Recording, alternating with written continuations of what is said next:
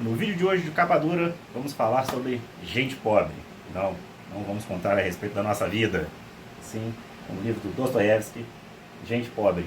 Primeiro livro que ele escreveu, depois da vinheta.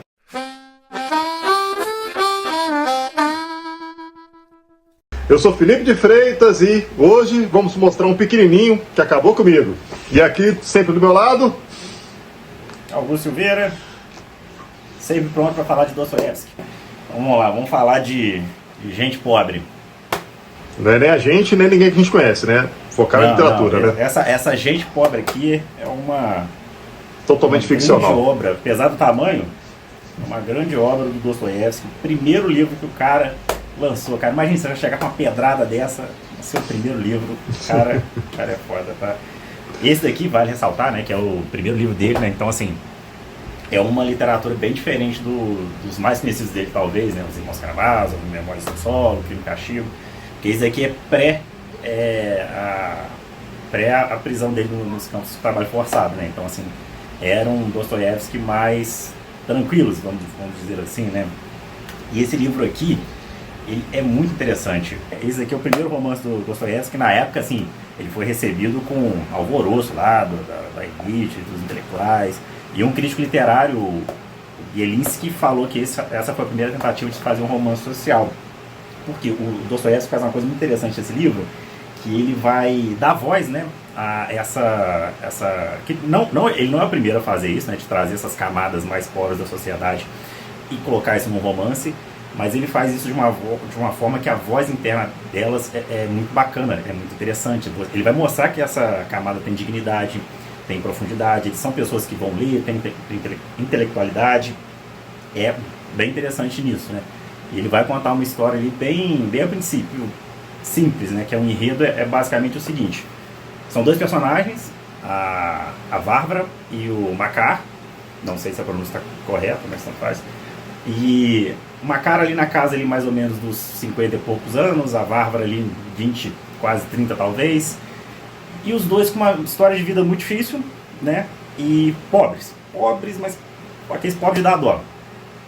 O Makar, ele era tipo o mais baixo escalão ali dos servidores russos, né? Ele era um copista, né? Que achei bem interessante, inclusive, esse trabalho dele, né? De copista.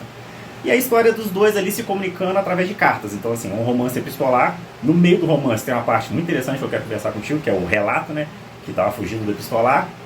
Mas, de forma geral, esse é um romance epistolar onde você vai vendo essa forma que esses personagens estão ali vivendo, sofrendo dentro dessa sociedade. E como que a pobreza vai empurrando eles ali para coisas que eles não querem, né? E, no final das contas, o Makar, ele meio que encontra essa Varvara, que no início eu achei até que era... Ele falava muito assim de amor com ela, eu achei que era um amor romântico, e depois você vai vendo que não é exatamente isso, né? É uma coisa mais paternal. Só que o livro é bem ambíguo com isso, ele não te define exatamente qual o grau de parentesco dos dois, mas em algum momento ele fala que eles são parentes. Mas aí ele vai encontrar nela esse sentido para a vida, e no final do livro ele vai ver esse sentido ameaçado justamente pela condição deles de pobreza. Então, basicamente esse é o enredo do livro, e bem interessante, inclusive, é um livro pequeno, gostoso de ler, bonito, interessantíssimo. E aí, o que você achou? Eu que enchi o seu saco você ler esse livro. Não, e continua enchendo sempre o meu saco, se for para indicar livros assim, por favor. Hoje mesmo já enche bastante o meu saco. Mas, cara, a gente veio já aqui de cara uma característica muito forte do Dostoiévski, que é o forte é o aspecto psicológico sendo trabalhado. Porque praticamente em todos os livros, ao longo de todo o livro, os dois personagens, né, eles estão sentados em uma mesa. Eles não estão realizando ação.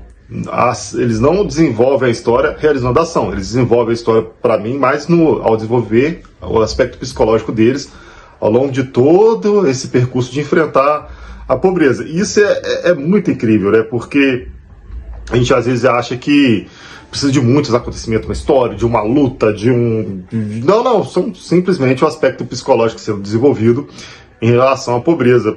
E aí acho que fica muito verossímil, porque a gente fez o episódio sobre Turgenev, que era um cara com dinheiro, né? E o Dostoiévski não, o Dostoiévski era alguém que tinha que trabalhar para pagar as contas do mês ali, porque senão sabe-se lá o que poderia acontecer. E ele coloca muito disso no livro, né? Os ele trouxe a personagens lá. realidade dele para a literatura, né? Pois é, e ele fala com propriedade. Então, uma coisa que vai fazer com certeza esse livro, por exemplo, ter sucesso é porque ele está falando de forma sincera, né? Ele está falando de personagens que são reais porque ele é real nesse sentido.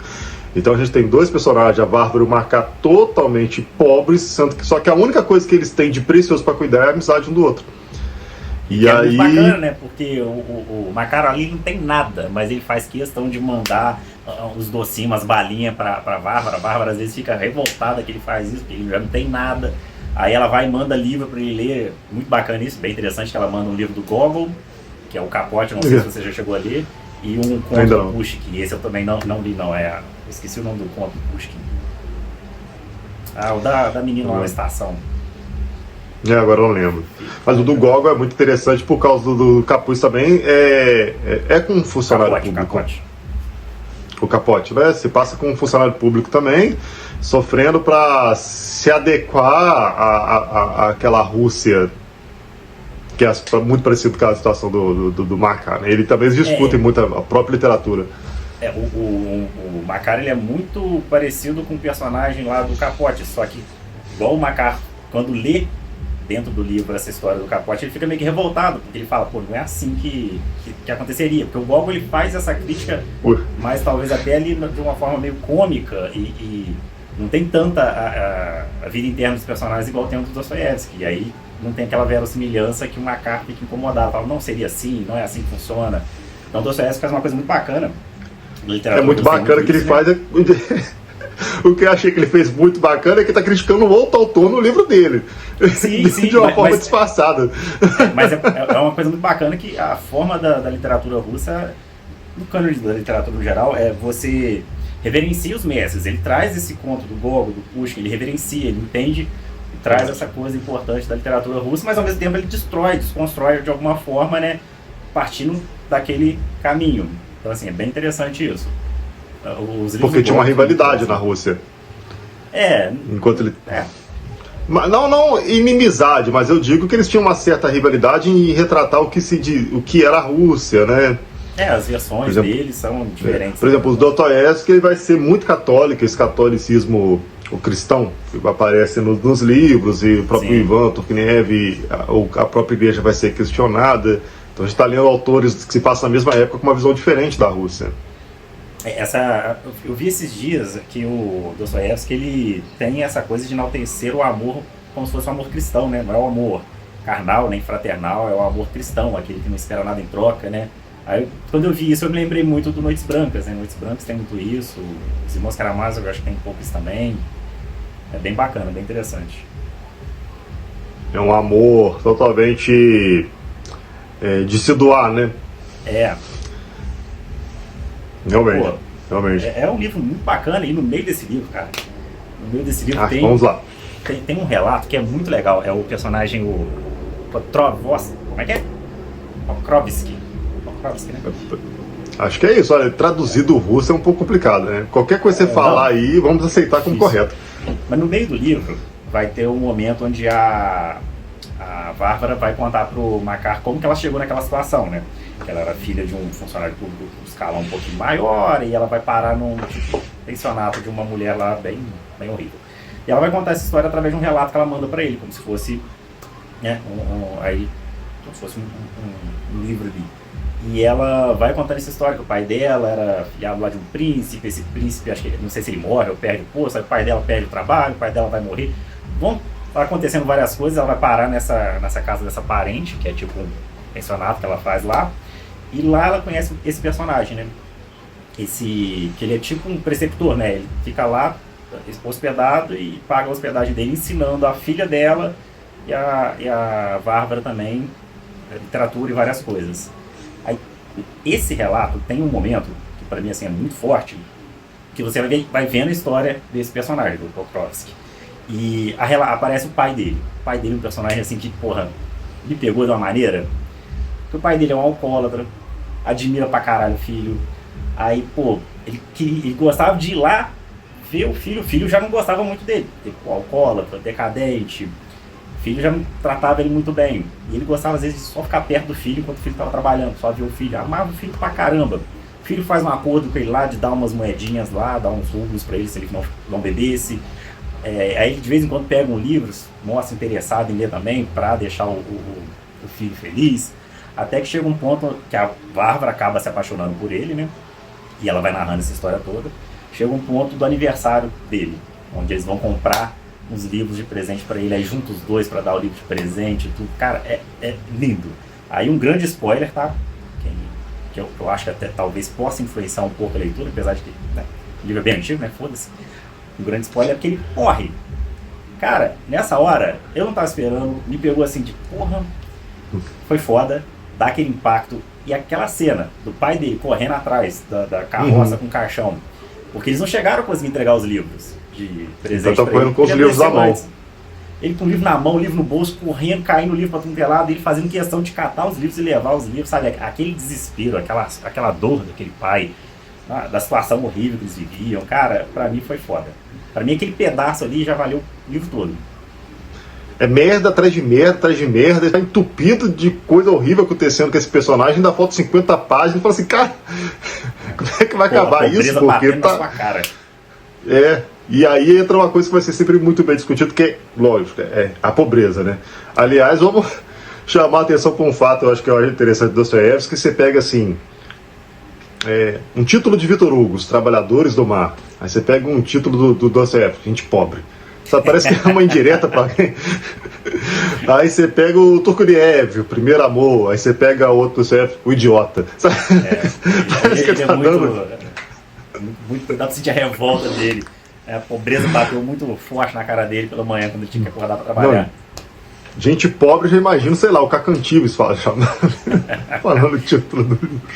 Mas a pobreza vai ser toda hora discutida em vários aspectos o que é essa pobreza, né? E aí chegam umas passagens que eu até destaquei que são muito fortes para mim, que ele fala assim, por exemplo, que a pobreza, ela é, lógico, isso são, assim, isso na minha opinião, isso é o personagem falando, né? Só pra deixar bem claro que a pobreza é contagiosa e é uma enfermidade, de modo que uma pessoa doente tem que ficar longe da outra doente.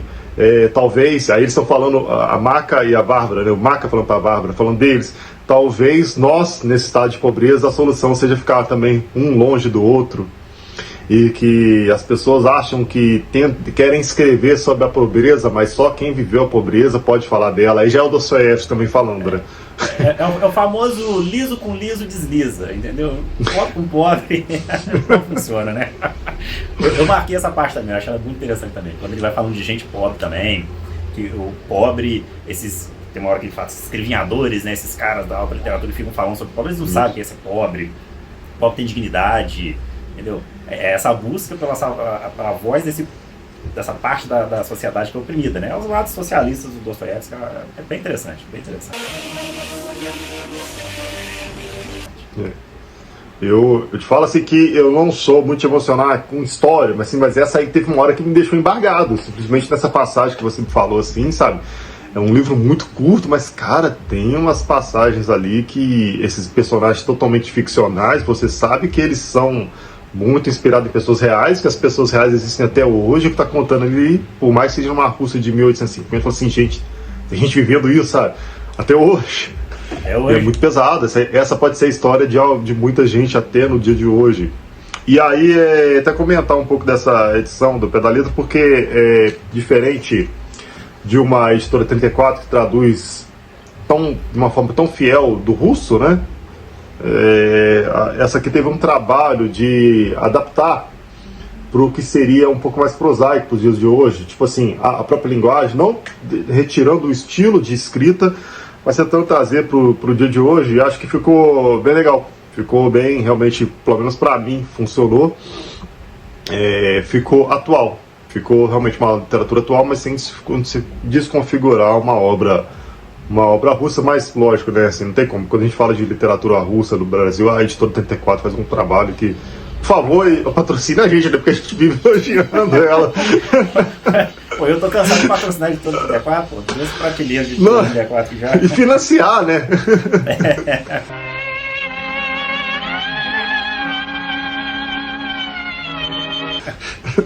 Mas vale a pena, tá? A editora 34 faz um trabalho excelente. Muito, muito sim.